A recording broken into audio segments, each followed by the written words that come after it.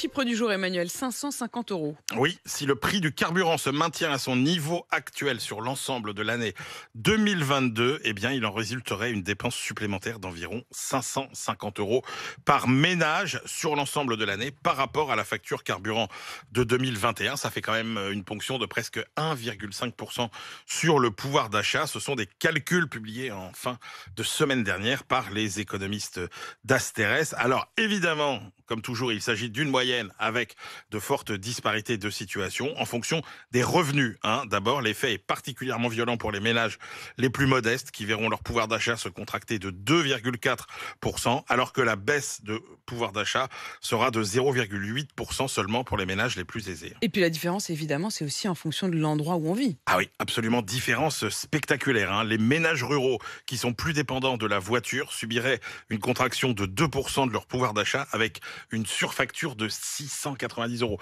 presque 700 euros de plus par rapport à la facture 2021, alors que l'augmentation serait limitée à 390 euros pour les habitants de la région parisienne.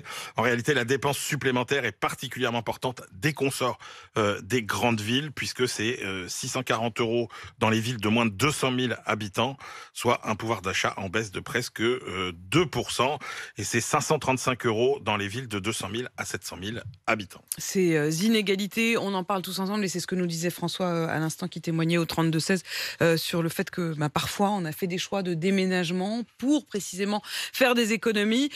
Et à l'inverse, avec ces hausses à la fois du gazole, du péage, on se retrouve à avoir des budgets qui n'ont plus rien à voir avec ceux pour lesquels on a pris ces décisions. Continuez à témoigner au 32-16. Je vous attends.